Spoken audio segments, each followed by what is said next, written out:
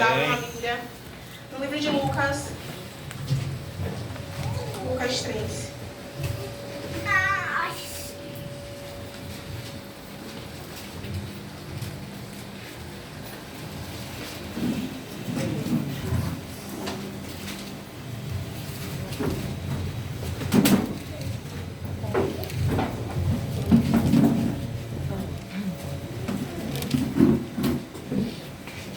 Glória a Deus, aleluia.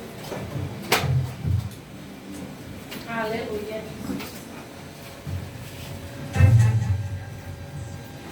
Quem achou?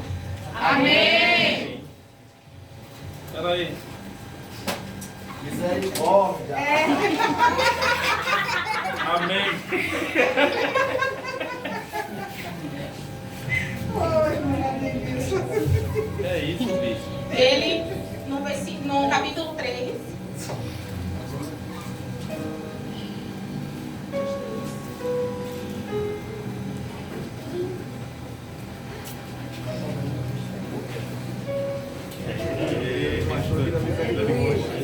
capítulo 3, versículo 3. Ele percorreu toda a circunvizinhança do Jordão, pregando o batismo de arrependimento para a remissão de pecados, conforme está escrito no livro das palavras do profeta Isaías. Voz do que clama no deserto: preparai o caminho do Senhor, endireitai as suas veredas, todo vale será aterrado, e nivelados todos os montes e outeiros. Os caminhos tortuosos serão retificados e escabrosos aplanados. E toda a carne verá a salvação de Deus. Diz ele, pois, a multidão que saíam para serem batizadas: raça de víboras, quem vos induziu a fugir da ira vindoura? Produze, pois, frutos dignos de arrependimento, e não comeceis a dizer entre vós mesmos: temos por pai Abraão, porque eu afirmo que destas pedras Deus pode suscitar filhos de Abraão. E também já está posto o machado à raiz das árvores. Toda árvore, pois, que não produz bom fruto, é cortada e lançada ao fogo. Podem ser. Aleluia. De início eu não tinha entendido direito o porquê que Deus tinha me dado essa palavra. Aleluia, Jesus. E eu achei um capítulo que explica muito melhor. Só que Deus ele falou não, porque queria essa. A pergunta que eu tenho para fazer: quem é que está fazendo os bons frutos? Quem é que está dando bons frutos para Jesus? Aleluia, Deus. Quem é que está dando o seu máximo para fazer a obra do Senhor? Aleluia. Quem é que está dando o seu melhor? Que está dizendo: Senhor, eis-me aqui, somente para fazer a sua vontade. Eu confesso que às vezes nem eu porque eu tento, eu me esforço. Às vezes é difícil, choro de tristeza, fico em prantos. Mas o Senhor, ele vem com toda a sua misericórdia. Minha filha, calma, eu estou aqui. Minha filha, calma, eu estou contigo. E não é só comigo, é com todos aqui. Com todos ele tem um propósito na vida. E por que a gente fica fazendo desdenho da vontade de Deus? Por que a gente não chega e se entrega para a obra do Senhor? Aleluia. Por que a gente não chega e vai logo para fazer a obra do Senhor, para Deus não pegar o machado e pôr a raiz? É assim mesmo. Eu no início, quando eu não era crente, eu esperei Deus colocar o machado na raiz. Esperei porque eu achava que Deus não ia fazer isso comigo, não é? Como eu? Deus vai fazer isso comigo? Vai me colocar na prova? Vai permitir que eu vá para o leito? Pois é, ele permitiu. E o que é que a gente está esperando para fazer a vontade do Senhor? Aleluia, Jesus. A gente está esperando ele colocar no manicômio, no presídio, no leito do hospital, na UTI, fica lá entubado. Por que a gente está esperando para fazer a vontade do Senhor? Por que não fazer agora que estamos saudáveis? Muitos com 2 pernas e 2 braços, 2 olhos, 2 ouvidos, 2 mãos. Eu não vim com 2 pernas, mas eu estou aqui. E por teimosia. Teimosia porque Jesus ele me chamava. Jesus ele estava ali do meu lado. Minha filha, vamos, venha, faça a obra. não queria ouvir. Aleluia, Deus. Eu só não dei ouvidos. Foi assim que Deus me pegou. E não foi por querer, porque eu não queria. Mas é assim que Ele faz na nossa vida. Ele permite que a gente vá para o leito, Ele permite que a gente seja preso, Ele permite que a gente vá para a UTI, Ele permite que a gente pegue pessoas que a gente ama, Ele permite que a gente pegue pessoas que a gente idolatra. Ah, Maria, mas só que eu não idolatro ninguém. Idolatra sim. Filho, esposo, Verdade, mãe, Deus. pai. Idolatra sim. E Deus às vezes Ele permite que a gente pegue pessoas. Ele permite que a gente vá para um leito de hospital.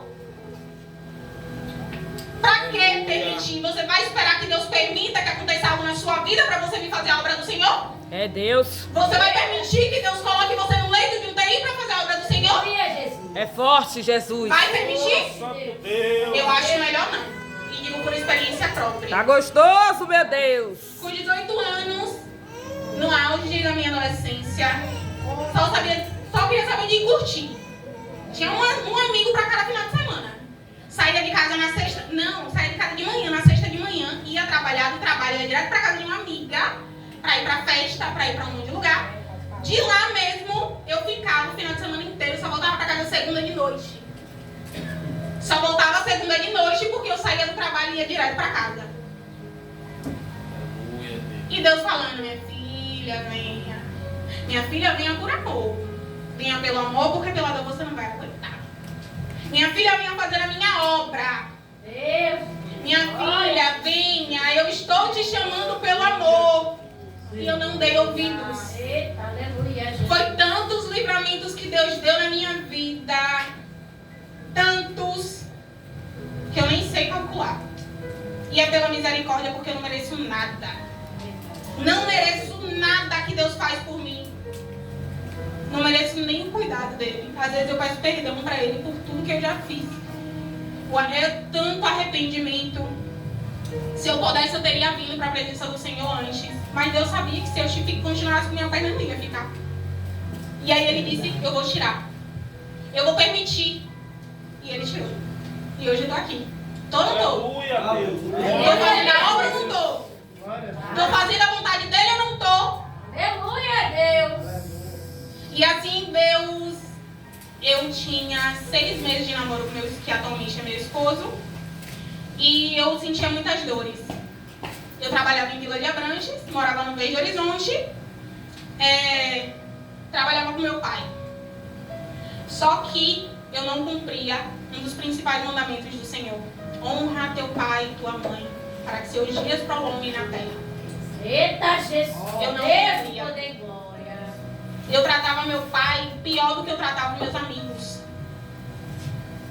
Eu falava palavras para meu pai que hoje eu não tenho coragem de falar nem para mim mesma. Infelizmente, eu tratava ele assim por uma coisa que ele fez na vida da minha mãe. Eu tomei as dores. Eu não aceitava ele como pai. Eu maltratava ele. Não me orgulho de falar isso hoje. Não tenho nenhum orgulho. Deus sabe do meu coração. E quando eu comecei a sentir as dores no joelho, Jesus tocou no coração do meu pai. Logo quem eu maltratava, logo quem eu desdeixava, logo quem ele ficou do meu lado o tempo inteiro. Me ajudou em tudo. Meu pai estava sendo dopado para dormir, porque ele não dormia.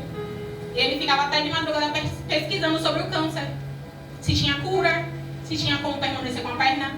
Ele não queria, ele não aceitava que a filha dele ia amputar uma perna. Enfim, fui na emergência do Teresa de Lisieux em Salvador. Meu pai me levou. Aleluia. Só que não tinha lugar para estacionar. Meu pai me deixou lá na emergência e ficou com o carro ligado, andando para não receber multa. E eu entrei sozinha. Lá o médico tirou um raio-x. Eu já tinha ido na emergência várias vezes. Na emergência da UPA, na emergência do geral. Não sabia o que era, só continuava sentindo dor. Eu achava que era uma água no joelho, mas não. Deus tinha colocado um tumor dentro do osso, do tutano do meu osso na minha perna. E assim Deus, o médico tinha falado, né? Vamos tirar um raio-x. tirei um raio-x. Depois de tirar um raio-x, ele me chamou e falou: você tá sozinha? Falei: não, tô com meu pai. Por quê? Cadê seu pai? Eu falei: tá no carro. Por quê, médico? Eu tô, pelo amor de Deus. E ele não queria me falar se eu estivesse sozinha. Aí ele falou: seu pai não vai vir ficar com você não? Eu: não, médico, não, doutor. O que foi que aconteceu? Fiquei assustada. E ele falou comigo: você tem um tumor no tutano do seu osso. Eu não sabia o que pensar. Eu falei: vai ter que ir fazer cirurgia? Eu morria de medo de cirurgia. Morria de medo. Ele falou: não sei. Eu vou te encaminhar para você começar o tratamento, fazer exames no Aristide Maltês. E eu preciso falar quando estiver com você e seu pai. Aí eu peguei e falei: tá bom. Ele disse: vem aqui amanhã pela manhã. E assim foi. Fui com meu pai. Quando eu saí do consultório, eu sentei na beira, na calçada, só chorei. O segurança achou que tinha acontecido alguma coisa, mas não, era eu caindo na real de que Deus estava me tratando. Infelizmente eu esperei Jesus me tratar. Aleluia, Jesus. Aleluia. E aí quando eu comecei a chorar, chorando, o segurança falou: tá tudo bem? Eu falei: tá. Ele: quer ajuda? Eu falei: não. Ele disse: você tá sozinho? Eu falei: não, tô com meu pai. Aí ele: cadê seu pai? Eu falei: ele tá vindo. E comecei a chorar de novo. Ele falou: tá bom, qualquer coisa você pode chamar que eu tô aqui. Um segurança de lá do Teresa de Lisieux. Meu pai chegou de carro, me viu em prantos e perguntou: minha filha, pelo amor de Deus, o que foi? E eu só sabia falar: pai, eu tô com tumor. E agora eu vou ter que amputar. Ele falou: calma, minha filha. Ele ficou desesperado, mas ele não quis demonstrar. Ele falou: calma, minha filha. A gente vai vencer essa. A gente vai conseguir. Você vai ficar bem. Aleluia. E ele me deu uma força que eu nunca tinha visto meu pai me dar. E assim ele me levou pra casa. Quando eu cheguei em casa eu só chorava. Minha mãe perguntou: Lila, o que foi? Tava minha mãe e o pastor Manuel em casa. E perguntou: Lila, o que foi? Eu falei: mãe, eu tô com um tumor na perna. Minha mãe, ela se desesperou, mas ela falou: calma, minha filha, Deus tá no controle. E assim eu chorava muito. Contei pro meu esposo. Cheguei pra ele e falei pra ele que eu não queria mais ter um relacionamento com ele. Falei com ele que eu não queria mais que ele estivesse mais com uma pessoa que agora, a partir daquele dia, estava doente. Brigamos muito nesse dia, tanto que vocês não imaginam. E ele disse: você tá achando que você tá se relacionando com um moleque? Não, você tá com um homem. Eu não vou te largar. Eu vou ficar com você até os últimos dias. E é assim, quando Deus ele prepara algo na nossa vida, ele cuida dos mínimos detalhes. É verdade. Deus ele cuidou de tudo, do início ao fim. Deus ele supriu com tantas coisas na minha vida. Eu fico abismada quando eu lembro hoje de cada detalhe. Eu conheço pessoas que tiveram câncer e não conseguiram sobreviver. E eu vejo, não me comparando com ninguém, não sendo melhor que ninguém, mas o cuidado que Deus tem com cada um de nós. Deus ele prepara cada situação, prepara cada coisa e a gente às vezes não consegue entender. E assim Jesus ele... Eu fui pro Teresa de Lisieux na manhã seguinte com meu pai. O médico ele deu um relatório médico falando que eu estava com tumoração grave na perna e disse que era para eu ir no Aristide Maltês fazer um cadastro lá para começar o tratamento, porque provavelmente ele falou assim: não tenho certeza que é benigno ou maligno, mas pelo jeito que estava avançado eu sabia que não era coisa boa. Fui junto com meu pai. Nesse dia eu já levei roupa para ficar dormindo na casa do meu pai. E fui junto com meu pai de lá, já fomos seguindo direto para o Aristide Maltês, para ver se conseguimos cadastrar, fazer a ficha, enfim, conseguimos. Deus ele preparou tanta coisa que vocês não imaginam. Naquele mesmo dia, a gente preparou documentos, a gente precisava de vários documentos para poder se cadastrar no Aristide Maltês, porque é muito difícil conseguir uma vaga lá. E a sogra da minha madrasta, ela é um amor de pessoa e ela ajudou tanto. Ela foi no posto, pediu documento, me levou em tantos lugares. E meu pai se deslocava de um lado para outro, preocupado. E conseguimos me cadastrar lá. Depois disso eu fiz uma biópsia.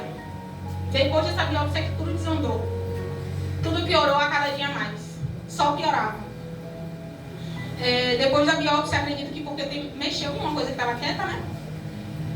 Eu sentia muitas dores horríveis, dores de arrancar os cabelos.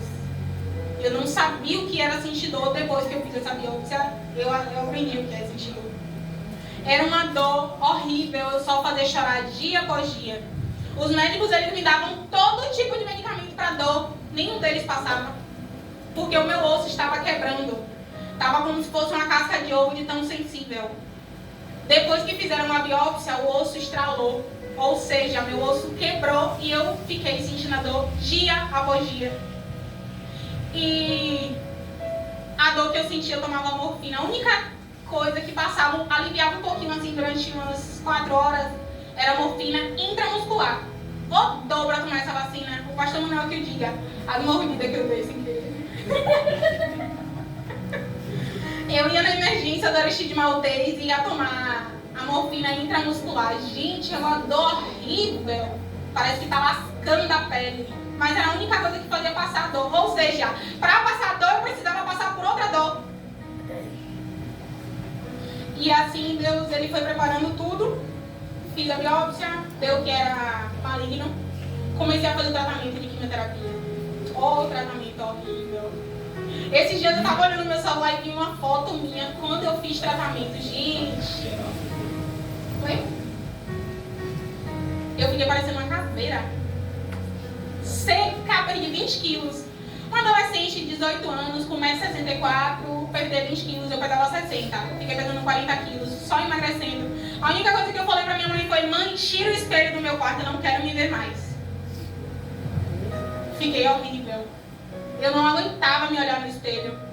O cabelo caiu. Não, de início, quando eu comecei a fazer quimioterapia, o cabelo grudou na cabeça. Por causa da quimioterapia, ela sai pelos poros, pelo suor, pela urina, pelas fezes, ela sai pelo hálito. E é um cheiro horrível. Fede igual carniça. Hoje em dia eu sinto esse cheiro assim, sabe, de longe, e já me dá logo enjoo. E toda vez que eu senti o cheiro da quimioterapia, eu vomitava. Ou seja, eu estava todo dia vomitando. Porque eu senti o tempo inteiro, no suor, tudo. E quando a quimioterapia saía pelo couro da minha cabeça, grudava o cabelo na minha cabeça.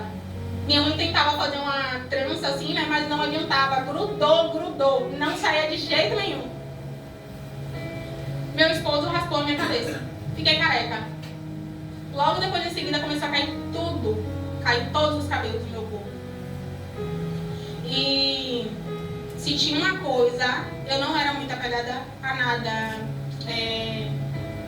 de autoestima, por exemplo. Não era apegada ao meu cabelo, eu era que meu cabelo era muito grande, baixando a bunda, todo cacheado, lindo. Mas eu arregacei com meu cabelo e não era tão apegada, não. Mas aí Jesus, ele trabalhou na minha vida que ele não me fez sentir falta do meu físico, do meu cabelo, da minha... Até que a pele ficou boa. A quimioterapia deixa a minha pele boa. Porém, o resto estava todo um estrago que ninguém imagina. E muitas das vezes as pessoas elas pensam que câncer não é nada demais, não. Câncer é como uma virose. É tratável, assim a pessoa sobrevive. Não, gente. Não é. Muitas das pessoas elas não aguentam. Muitas das pessoas elas não conseguem sobreviver. Eu quero fazer outra pergunta para vocês. Vocês querem esperar Deus colocar o dedo em vocês? Ou querem se prontificar para fazer a vontade de Deus? Querem estar dispostos a fazer a vontade de Deus quando? Quando Ele te colocar no leito do hospital? Quando Ele te colocar no presídio? Quando Ele te colocar no manicômio? Eu espero que não. Porque foi terrível. Os 2 anos da minha vida, 2, quase 3 anos da minha vida foram terríveis. Era para durar somente 1 ano esse tratamento. Porém, eu sempre parava. Porque eu não estava aguentando, porque eu ia ficar internada, porque eu ia para emergência e não conseguia. Porque os médicos, eles falaram pro meu pai que não era mais para eu estar viva. Por tudo que eu estava passando do jeito que eu estava, pode esquecer. Assim, eu comecei e continuei fazendo o tratamento. Eram 6 sessões de quimioterapia, sendo cada uma de 3 dias. 3 dias tomando a quimioterapia vermelha, horrível. E nesses 3 dias eu não conseguia continuar. Por exemplo, quando eu tomava a quimioterapia, eu começava a vomitar. Quando ela entrava em mim, eu sentia o gosto dela na minha boca. É um gosto muito ruim. Vocês pensam que de pirona é ruim? Pior. Muito pior. É um gosto horrível. E quando ela entrava na minha veia, eu sentia o gosto. Aí eu chorava muito, falava: mãe, eu quero ir embora, mãe, eu não quero ficar aqui. E eu só ficava na maca. não conseguia andar de cadeira de roda, não podia mais tocar o pé no chão, porque se eu tocasse o pé no chão era capaz da minha perna quebrar toda, porque ela já estava quebrada. Ou seja, eu estava entregue. E nesse dia, a partir de quando eu comecei a fazer quimioterapia, eu estava no meu quarto, sozinha. Sofrendo muito, chorando muito, porque eu só fazia chorar o tempo inteiro. E o pastor Manuel, uma vez, ele tinha falado pra mim: minha filha, quando você quiser aceitar Jesus, que você estiver disposta, não precisa você falar pra ninguém. Chegue dentro do seu quarto, na sua cama, e diga: Senhor, eis-me aqui somente para fazer a tua vontade. Escreve meu nome no livro da vida. E eu lembrei naquele dia que eu estava sofrendo muito, sentindo dores absurdas, só fazia chorar o tempo inteiro. Aleluia. E eu me lembrei naquela noite, foi uma madrugada que eu não estava mais aguentando de dor, chorando muito, desesperada. E eu lembrei do que o pastor Manuel falou e falei: Senhor Jesus, se o Senhor estiver me ouvindo agora, Cristo, escreve meu nome no livro da vida. Aleluia, Jesus. Não esquece de mim. Deus, poder, glória. Aleluia, Jesus. Eu não sei qual o propósito que o Senhor tem na minha vida, mas eis-me aqui somente para fazer a tua vontade, o teu querer. Aleluia, Deus. Não tinha ninguém. Deus. Não foi em uma congregação, foi no meu quarto, em cima da minha cama, sem conseguir me mexer de tanta dor, vomitando um líquido verde. Para quem não sabe, esse líquido é a bile, que fica no estômago, é a última coisa que sai do estômago quando você está vomitando sem parar. É a última. Pois é, eu estava vomitando ela. Era horrível. E eu falei: Jesus, me ajuda. E assim Deus, Ele ouviu minha oração. Dias depois, o pastor Manuel chegou e falou: minha filha, você já aceitou Jesus? E eu falei: já. Ele ficou super feliz. Aleluia, Deus. Aleluia, Jesus. Porque ele sabia que era o Senhor que estava me tratando. Ele sabia que era o Senhor que estava ali do meu lado, me protegendo. Ele falou assim: quando você estiver se sentindo fraca, sem força, sem ânimo, peça a Jesus força que Ele te dá. Peça a Jesus para Ele te revestir. Peça a Jesus para Ele te fortalecer. E foi o que eu fiz. Porque eu só fazia chorar o tempo inteiro. Não parava de sentir dor um minuto. Tudo que eu fazia era pedir para minha mãe um medicamento que me dava sono. Porque quando eu estava dormindo eu não sentia dor. Era a única coisa que eu fazia que não sentia dor. E aí Deus, de noite eu estava dormindo, chorando muito, sentindo muita dor. E eu estava sentindo uma fraqueza surreal. Uma fraqueza, parecendo que eu ia morrer. E eu falei: Jesus, se o Senhor estiver me ouvindo, Deus, me fortalece, me dá força, Jesus, mas me dá uma força que eu possa suportar para conseguir passar por tudo que o Senhor está permitindo que eu passe. Eu não entendia o porquê que eu estava passando por tudo aquilo. Eu não entendia o porquê que Deus tinha permitido tudo isso na minha vida. Eu nunca tinha entendido, não passava nada pela minha cabeça. Naquela noite eu senti Jesus dando uma força. Eu estava deitada. Eu só conseguia ficar deitada olhando para o teto com as mãos largadas, parecendo que estava morta. E Jesus, Ele me deu força. Eu senti a força entrando pelas minhas mãos. É uma coisa sobrenatural. Se for falar para qualquer pessoa, isso é loucura. Isso é loucura diante dos homens. Não tem como, mas tem. O Senhor, Ele pode tudo e todas as coisas.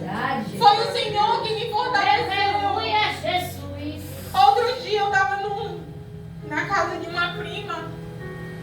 E tinha uma tia dela que perdeu o esposo. Tem 10 meses pro câncer. E no olhar dela eu senti ela falando: por que ela tá viva e meu esposo não ficou? Eu não sou melhor que ninguém. É pela misericórdia do Senhor que eu estou aqui. Aleluia, Jesus. É pela graça do Senhor que eu estou aqui, porque eu não mereço. Eu não mereço estar aqui hoje, de pé, eu não mereço.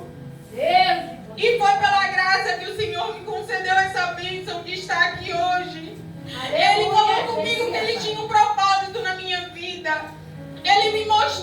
ministério que Ele tem comigo, o ministério é enorme.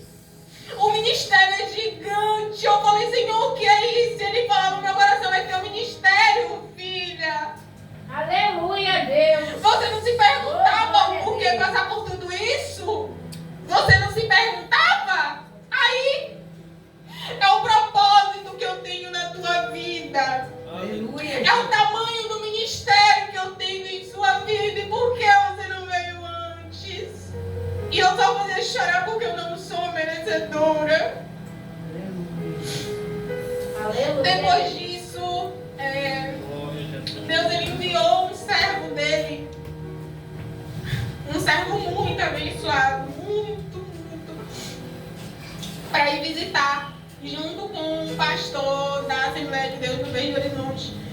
E ele estava me explicando dentro da Bíblia o porquê que eu estava passando por tudo aquilo. Ele estava me explicando, eu vou tentar explicar da mesma forma que ele, mas eu acho que não vai ser tão possível. Mas ele explicou que eu tinha pego algo além de dentro da arca, que não era para eu ter pego. Aconteceu com a minha mãe, eu tomei as dores da minha mãe e peguei algo da arca que não era necessário. Eu tomei um fardo que não era para mim. Eu tomei uma dor que não era para mim. E por isso eu maltratava o meu pai. Ele maltratava. Eu comecei a entender o que Deus tinha na minha vida. Eu comecei a entender o porquê que Deus permitiu eu passar por tudo isso. Só que aí veio um enviado e cortou ele, não deixou ele prosseguir com a explicação. Mas deu para entender o que Deus tinha na minha vida. E logo depois eu continuava fazendo a quimioterapia. Na primeira vez eu fui para UTI, porque minhas plaquetas estavam baixas. Fui para fazer um exame, porque toda vez que faz a quimioterapia precisa fazer exame de sangue para ver como estão as plaquetas. E quando eu fiz o exame na Apivida, aqui de Camaçari, o laboratório ligou pro meu pai e disse que era para correr comigo para emergência de Salvador. Não adiantava ir para de Camaçari, tinha que ser para de Salvador, porque não iria ter suporte para mim. Eu não entendi o porquê, Senhor, por quê? Mas chegando lá eu fui direto para UTI. Fiquei sozinha, não tinha ninguém do meu lado. Mas Deus ele preparou tudo de uma tal forma. Eu fiz amizade até com as auxiliares de limpeza. Elas eram evangélicas, elas vieram dar o seu testemunho para mim. É só para vocês entenderem e terem a dimensão do propósito que Deus tem na nossa vida e cuida dos mínimos detalhes. Ele vai levar a gente ao extremo para que venha entender o querer e a vontade de dele que ele tem na nossa vida. Mas a gente só entende se a gente quiser. Glória a Jesus. Aqui na palavra que eu falei, arrependei-vos. Precisa se arrepender. Se arrepende pelo que fez. Confessa ao Senhor tudo que tem no coração, todos os pecados.